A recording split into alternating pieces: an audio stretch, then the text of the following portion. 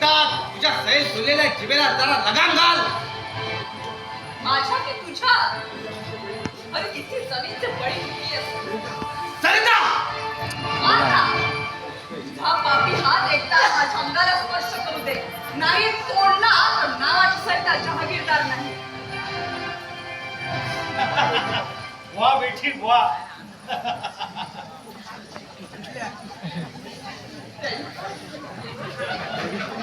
त्याने माझा थोर गावात हात धरून मला इथं ओढत आणलंय. मग तुला का असं फिरू द्यायचंय? डॅडी एक तर हाय अपराध नाही तर मी. दोन्ही विचाराने घे. आजपर्यंत सगळं काही विचारून घेतलंय. हल्लीची मला रात्रीची झोप देखील लागत नाही. मामा किती अपमान होतो हा माझा. हो ह्याला काही मर्यादा?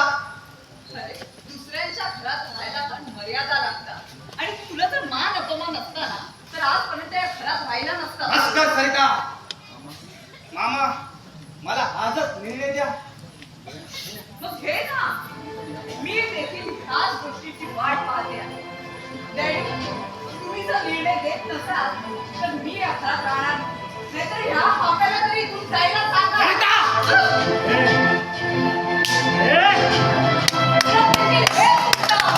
काय चाललंय? नीट प्रश्न सोडवा.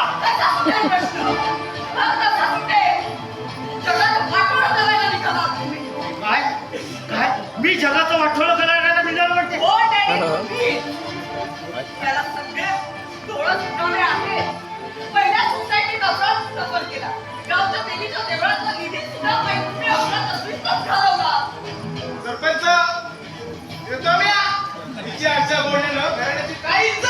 राहण्याची इज्जत आदर्शपणाचा आवड तुम्ही आजपर्यंत काय नाही केलं. गर्भाच्या मुलीचा बळी देखील सरिता!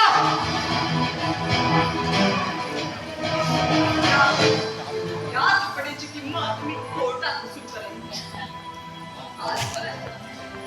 आजपर्यंत मी साऱ्या जगाला दोष देते पण दोष त्यांचा नाहीये.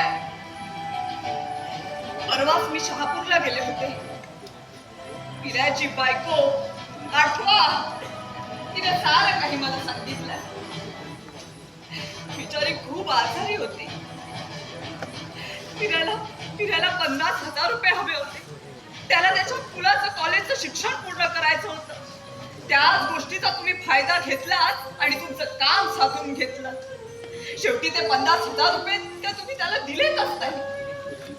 फिरायला खोटी साक्ष दिली आणि तुम्ही तिघे निर्दोष सुटलात. गरीब माणूस तुमच्यासारख्या श्रीमंत माणसाच्या हाती लागला. खूप होता. पण ज्यावेळी मी तुमच्या विरोध कोर्टात उभी राहील तेव्हा तुमचे हसू सूर्यास्तासारखं कुठेतरी अस्त पावलेलं असेल. आणि तुझा जन्मदाता फासावर लटकवला जाईल. आजपर्यंत खूप स्वप्न अनुभवली होती.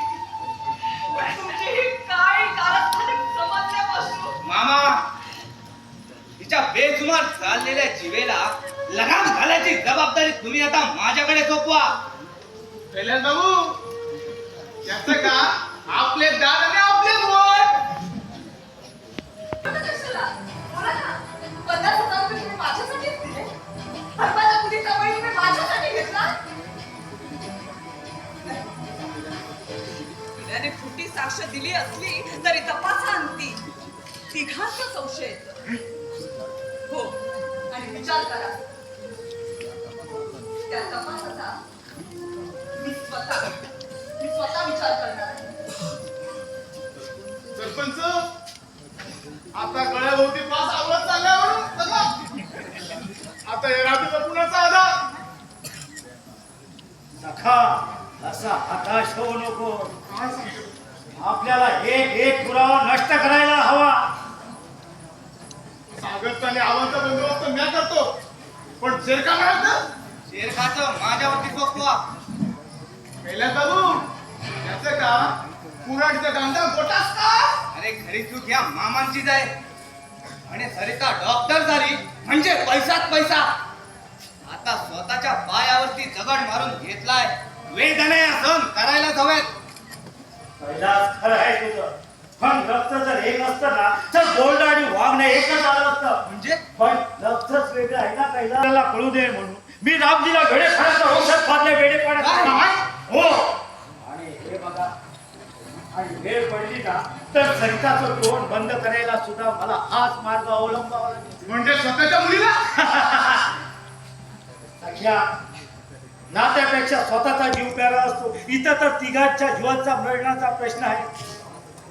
वा सरपंच वा. अहो हे औषध तुमच्या जवळ होतं. हे अगोदर मला सांगितलं असतं तर आतापर्यंत चंद्र सकाळची झाली असती आणि राधा तुमच्या औषधाने वेळ झाली मला. अरे मानतो सुद्धा तो सख्या, वा वा, तुझं पण डोकं काय वेगळंच आहे बघ. अहो म्हणून द्या द्या पैसे द्या. अहो शुभ कामाच्या वेळी मिळत कशाला.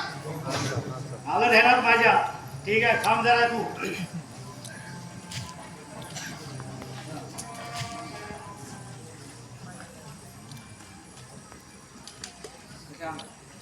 अरे माझं काम कशी अहो एकच का 10 करतो. पहिले बसा बसा.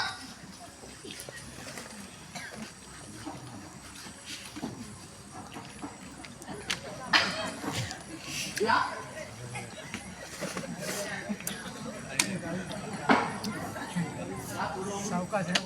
या.